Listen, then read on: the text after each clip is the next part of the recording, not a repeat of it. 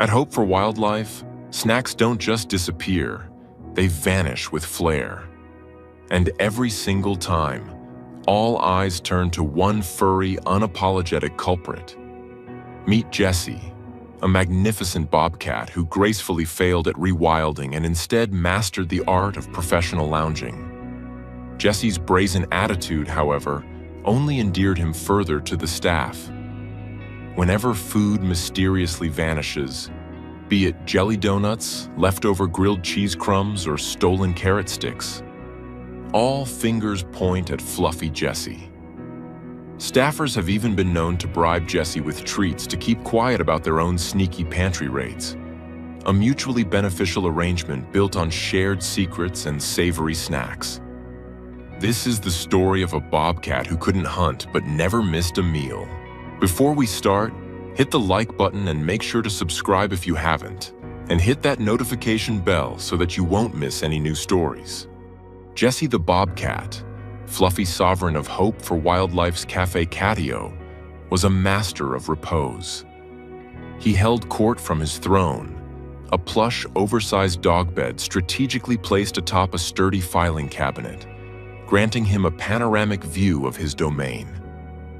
From this vantage point, he could observe the curious, willowy creatures known as humans as they navigated the cafe with their trays of tantalizing snacks. His ears, tufted with elegant black fur, swiveled like sophisticated radar arrays, tracking the crinkle of a chip bag from across the room, the distinct pop of a soda can tab, the seductive whisper of a donut being liberated from its waxy paper prison. Jessie was a permanent resident, a graduate of the rewilding program who had, with quiet dignity, failed every single exit exam. The trainers had tried everything. They'd hidden food, simulated prey, and encouraged him to embrace his inner predator. Jessie, in turn, had treated their efforts with the mild interest of a tenured professor watching a freshman's interpretive dance. He'd sniffed the cleverly hidden quail, given the rehabbers a look that clearly communicated, "Oh, how quaint," and then ambled back to the main building to nap near the radiator. It was soon decided that Jessie's true calling was not in the harsh wilderness, but in the demanding field of professional lounging. He was officially given the title Ambassador of Fluff, a role he took to with the solemn gravity it deserved. He was, by all accounts, a bona fide good boy. His days were a gentle rhythm of ambling, napping, and graciously accepting chin scratches from the staff. He moved among them with a serene confidence, a furry ghost who might appear suddenly at your feet, blinking slowly before continuing on his unhurried patrol of the center's corridors. He got along with the other bobcats in the large outdoor enclosure, often engaging them in what appeared to be silent philosophical debates from his side of the fence. But it was the world of humans, with its climate control and readily available snacks, that truly held his heart. And oh, the snacks. Jessie was gloriously, unashamedly gluttonous. He was well-fed, receiving a carefully balanced diet of high-quality meat from the center's veterinary staff. But to Jessie, this was merely the mandatory salad course before the real feast began. The official meals were sustenance. The pilfered, begged, and mysteriously acquired treats were the spice of life. The mere jingle of car keys near the end of a shift, a sound that often preceded a trip to the vending machine, could send him from a deep slumber into a state of coiled anticipation. He'd leap from his throne with the grace of a furry avalanche, his paws making soft, thudding sounds on the linoleum floor, his golden eyes alight with a singular, focused purpose: the acquisition of a clandestine nibble. This singular focus led to a recurring phenomenon at Hope for Wildlife: the mysterious vanishment of food. A half-eaten jelly donut left on a desk for a moment too long would disappear into the ether. The crispy, cheesy remnants of a grilled cheese sandwich, saved for a final, perfect bite, would be gone from a plate turned for a mere second. Even carrot sticks, the sad, healthy cousins of the snack world, were not safe. When these culinary crimes occurred, a silent, collective understanding would ripple through the staff. Every head would turn, every finger would metaphorically point in the direction of one fluffy, tuft-eared suspect. And Jesse, wherever he might be, would inevitably choose that exact moment to give a slow, deliberate lick to his nose, groom a single perfect paw, and curl back into a contented ball. His expression, a masterpiece of feline nonchalance, screamed a clear and unapologetic confession. Yep, that was me. Now, if you'll excuse me, this nap isn't going to take itself. This brazen attitude, this utter lack of remorse, should have made him an outcast. Instead, it only endeared him further to the staff. His thievery was a known quantity, a reliable quirk in the often stressful environment of a wildlife rehabilitation center. It was a source of endless amusement and a strange sort of comfort. But it was also the foundation of a complex and unspoken social contract. Jesse's reputation as the resident food felon had its perks for everyone involved. The staff, you see, were not without their own clandestine appetites. Brenda, the cafe manager with a voice like gravel and a heart of pure marshmallow, was officially on a strict diet prescribed by her doctor. Unofficially, she had a secret stash of chocolate-covered pretzels in the supply closet.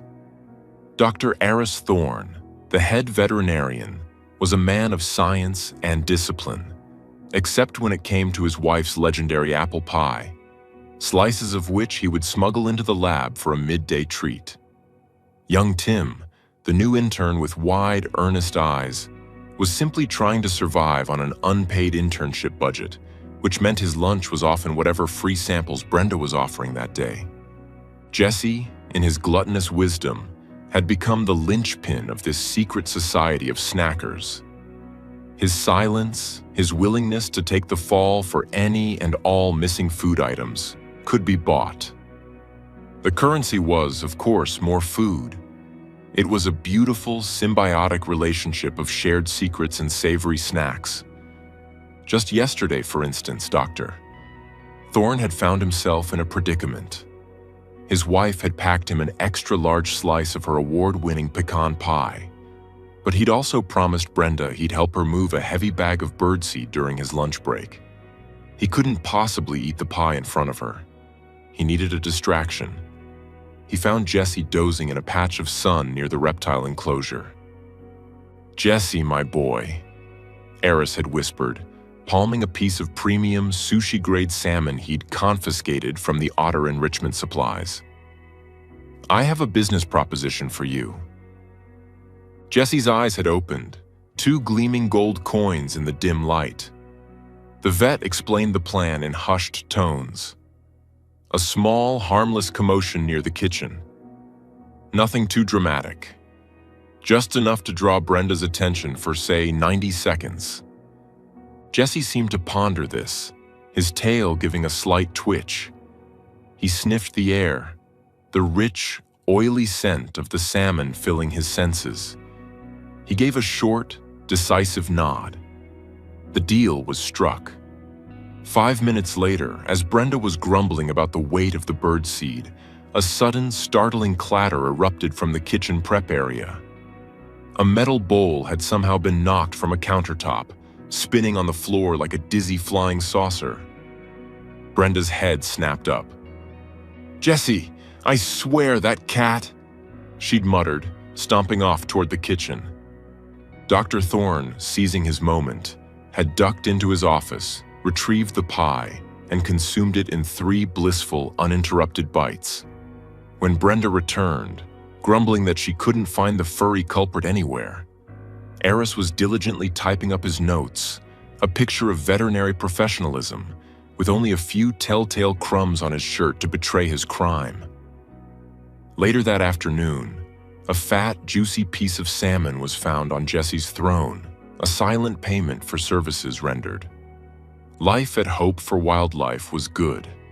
The days were filled with the noble work of healing animals, the nights were quiet, and the snack-based economy was booming. Jesse, the fluffy king of this comfortable kingdom, had no reason to believe anything would ever change. He was wrong.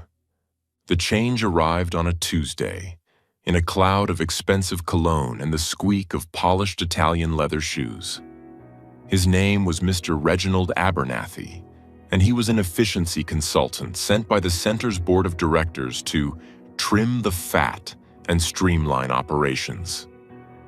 He was a tall, thin man with a face that looked like it had been perpetually sucking on a lemon. His suit was a severe shade of charcoal gray.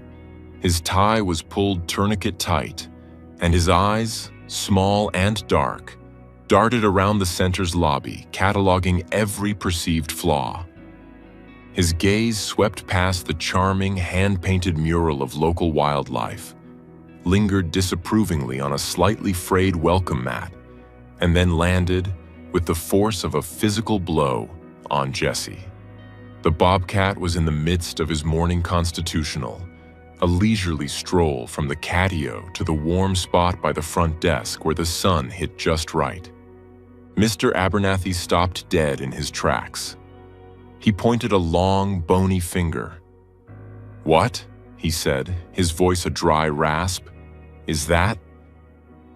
Brenda, who was wiping down the cafe counter, bristled. "That is Jesse. He's our ambassador of fluff." "It's a lynx rufus," Mr. Abernathy snapped, his eyes narrowing. "And it is inside the main administrative building. This is a gross violation of Protocol 17, Section B, Paragraph 4. Wild fauna, regardless of temperament, shall be restricted to designated enclosures." The staff exchanged uneasy glances. No one had ever read the official protocol manual. It was a thick, dusty binder that served primarily as a doorstop for the storage closet. Mr. Abernathy's arrival marked the beginning of a new, dark age at Hope for Wildlife. He was a man who lived by the spreadsheet and died by the bullet point. Within 48 hours, a flurry of memos appeared on the staff bulletin board, each one a small death knell for the center's cozy, chaotic culture. A new, mandatory time clock system was installed. The coffee in the break room, previously a free-for-all, was now 25 cents a cup, with proceeds going to the Office Supply Replenishment Fund. And then came the most devastating decree of all, a memo titled, "Implementation of a strict dietary and interspecies interaction mandate." The new rules were draconian. There was to be no unauthorized animal staff interaction. All animal diets were to be logged, weighed, and approved by Mr. Abernathy himself.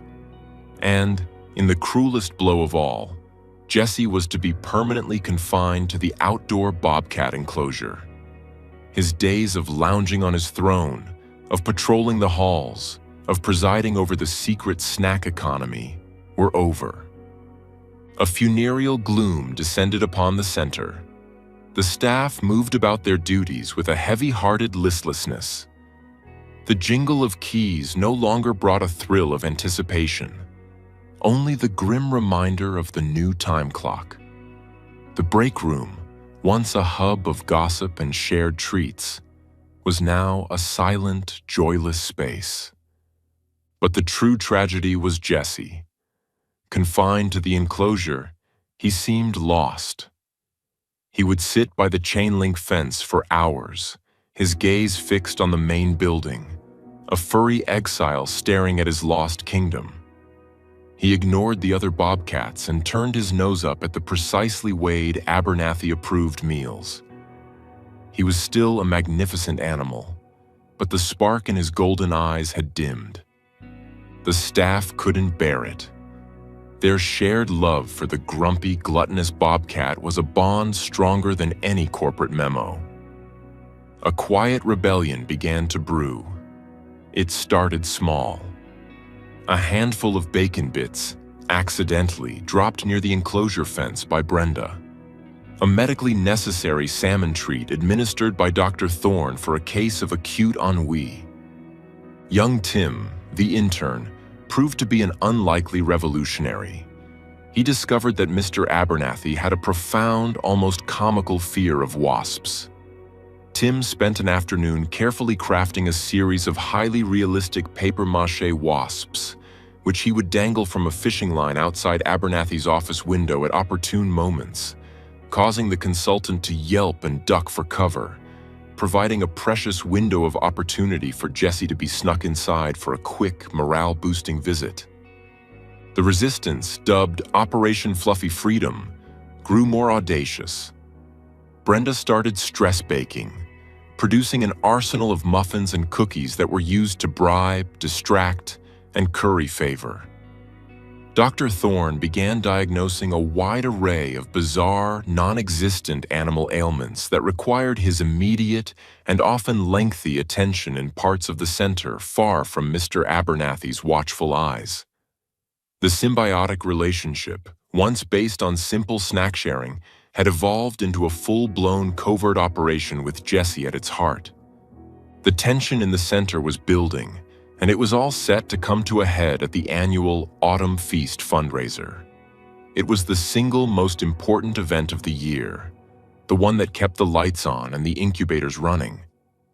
Mr. Abernathy, naturally, had taken full control of the planning, determined to make it a model of efficiency and fiscal responsibility. He'd cut the decorations budget, replaced the live band with a cost-effective smooth jazz playlist, and personally vetted every single item on the menu. The crown jewel of the event was to be a magnificent 4-tiered pumpkin spice cake, donated by a celebrity pastry chef from the city. It was a work of art, a towering confection of cream cheese frosting, candied pecans, and delicate sugar-spun autumn leaves. Mr. Abernathy had it stored in the walk-in cooler in the kitchen, under lock and key, treating it with the reverence and security usually reserved for the crown jewels. The night before the fundraiser, the center was a hive of frantic activity. Volunteers were setting up tables, staff were rushing to complete their tasks, and Mr. Abernathy was marching around with a clipboard, his face a thunderous mask of concentration. In the midst of this controlled chaos, a critical error was made. A volunteer, tasked with feeding the animals in the outdoor enclosures, left the gate to the Bobcat run unlatched for less than a minute. It was all the time Jessie needed. He slipped out like a tawny shadow, a ghost of his former self, drawn by the irresistible scents wafting from the main building. At the same time, Brenda was attempting to smuggle a tray of her Rebel Alliance brownies into the break room. Dr. Thorne was trying to create a diversion involving a supposedly escaped gecko. Tim was preparing his most ambitious papier-mâché creation yet, a full-sized hornet's nest. It was a perfect storm of subterfuge and distraction. No one saw Jessie slip into the kitchen. No one saw the door to the walk-in cooler, which Abernathy had just inspected, swing silently shut. The discovery was made an hour later. Mr. Abernathy went for a final check on his prized cake. He unlocked the cooler, swung open the heavy door, and let out a cry of such pure, unadulterated horror that it brought everyone running. The cooler was empty. The magnificent 4-tiered pumpkin spice cake had vanished. The scene of the crime yielded only 2 clues. The first was a single muddy paw print on the pristine white floor, a print that was unmistakably feline. The second was a faint, lingering aroma of cinnamon and bobcat. Mr. Abernathy's face, already pale, turned a ghastly shade of white. He spun around, his eyes blazing with a righteous fury. "Jessie," he hissed. This was it. The final straw, the ultimate act of rebellion. He saw it all as a coordinated attack, a conspiracy of bakers, vets, and interns, with a bobcat as their furry ringleader. "That animal is a menace," he roared, his voice echoing through the stunned silence. "He is a liability and a symbol of the rampant inefficiency I was sent here to eradicate. First thing tomorrow morning, I am having him transferred to a maximum security wildlife facility in another state. This insubordination ends now." The staff was shell-shocked, devastated. They gathered in the break room, the half-eaten tray of Brenda's brownies sitting forgotten on the table. The fundraiser was ruined. Their friend was being exiled. It was their fault. Their silly games and secret snacks had led to this disaster. A heavy silence hung in the air, broken only by the occasional sniffle. But young Tim, his face scrunched in thought, wasn't buying it. "It doesn't make sense," he said quietly. Brenda looked up, her eyes red. "What doesn't make sense, sweetie? The cat ate the cake. It's what he does." "No," Tim insisted, standing up and starting to pace. "Think about it. That cake was huge. It probably weighed 30 pounds. How could Jesse carry it off by himself? And the lock on the cooler, it wasn't broken. It was a tumbler lock. Jesse can open a cabinet, sure, but he's not a safecracker. And that paw print, it was too small. Jesse's paws are huge like snowshoes. That print was daintier." A flicker of hope ignited in the room. Dr. Thorne stroked his chin. "The boy has a point. Jesse is a glutton, not a criminal mastermind." "There's only one way to know for sure," Brenda said, her voice firm. "The security cameras." Mr. Abernathy had installed a new high-tech security system, another one of his efficiency measures. They huddled around the monitor in the security office, the mood a mixture of dread and desperate hope. Dr. Thorne fast-forwarded the footage to the time of the disappearance. What they saw made them gasp. The footage showed the kitchen, empty and quiet. Then a shadow moved near the ventilation shaft in the corner. The grate was pushed open from the outside, and two masked faces peered in. They weren't human masks. They were the iconic black and white masks of raccoons. The staff watched, mesmerized, as the two bandits, working with the fluid teamwork of a seasoned heist crew, scurried into the kitchen. One, the smaller of the two, shimmied up the cooler door and, using its nimble fingers, expertly manipulated the tumbler lock. It clicked open. The larger raccoon pushed the door ajar, and together they wrestled the enormous cake off its shelf. It was a comical, yet impressive feat of engineering and brute force. They dragged it across the floor and began hoisting it up toward the ventilation shaft. Then, a new figure entered the frame, a flash of tawny fur and righteous indignation. It was Jesse. He hadn't gone into the kitchen to steal the cake. He had been drawn by the scent, yes, but when he arrived, he found his territory being invaded, his future potential snacks being stolen by lesser mammals. He let out a furious, guttural hiss and charged. The raccoons, startled, dropped the cake, which landed with a soft, frosting-cushioned thud. They chittered in alarm as Jesse, a whirlwind of claws and fury, chased them back toward the vent. He was not just a lazy, pampered ambassador. He was a bobcat, and he was defending his turf. The raccoons scrambled back into the shaft and disappeared, leaving Jesse alone with the slightly smooshed but largely intact cake. He sniffed it, gave it a proprietary lick, and then, hearing footsteps approaching, darted out of the kitchen just moments before Abernathy discovered the theft. He wasn't the thief. He was the hero. A wave of relief and triumphant laughter washed over the staff. But Dr. Thorne held up a hand, his eyes still glued to the screen. "Wait," he said. "There's more." He spooled the footage forward to later that night. The screen showed the center, dark and quiet. A lone figure walked into the frame. It was Mr. Abernathy. He looked tired and sad, a stark contrast to his usual rigid posture. He stopped in front of the raccoon enclosure, the one housing the center's non-releasable residents. He reached into his coat pocket and pulled out his wallet, staring at a photograph inside for a long, mournful moment. Then, with a deep sigh, he took out a small, store-bought cupcake, placed it gently by the fence, and walked away. The staff looked at each other, confused. This act of quiet tenderness was so at odds with the man they knew. Dr. Thorne, his curiosity piqued, spent the next hour on his laptop doing some discreet research. What he found reframed everything. Reginald Abernathy hadn't always been a man of spreadsheets and protocols. As a young boy growing up in rural Ohio, his best friend had been a baby raccoon he'd rescued after its mother was hit by a car.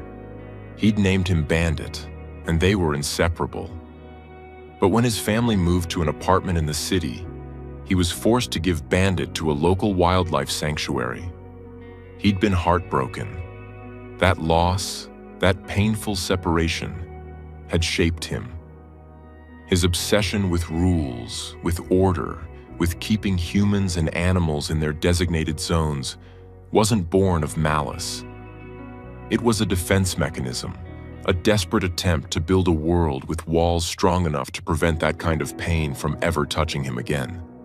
The next morning, armed with a laptop and a fresh tray of Brenda's cinnamon rolls, the staff requested a meeting with Mr. Abernathy. They found him in his office, on the phone, making arrangements for Jesse's transfer. "Mr. Abernathy," Dr. Thorne said gently, setting the laptop on the desk. "We have something you need to see." They played the footage.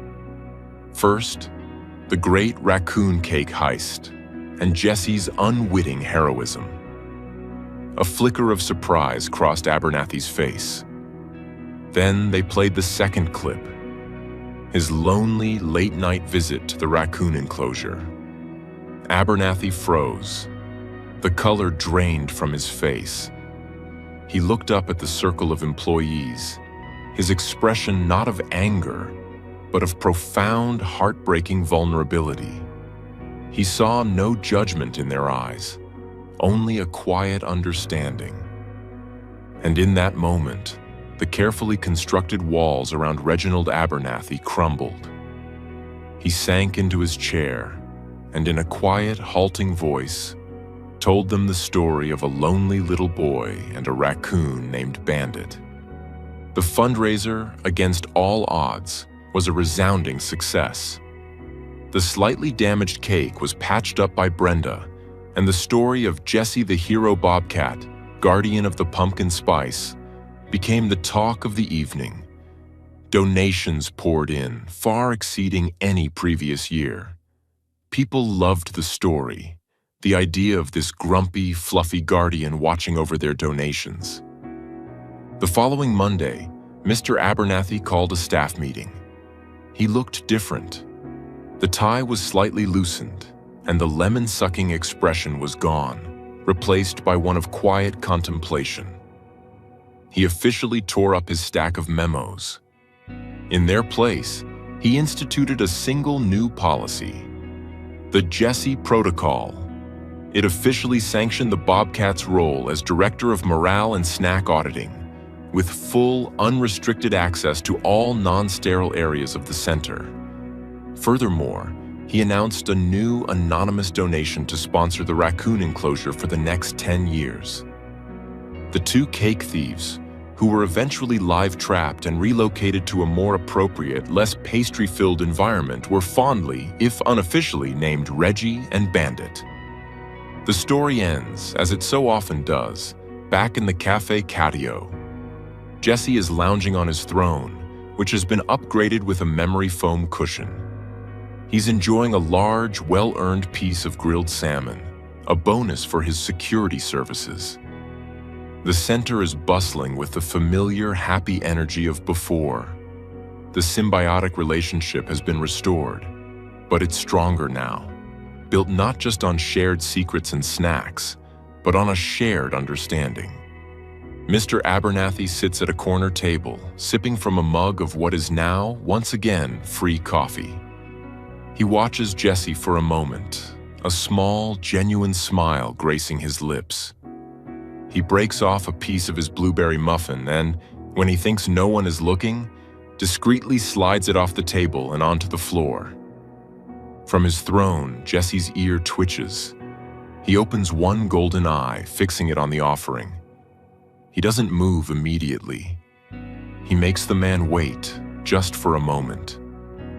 Then, with a slow, deliberate blink and a contented lick of his nose, he accepts. The deal is struck. The kingdom is safe. The king is content.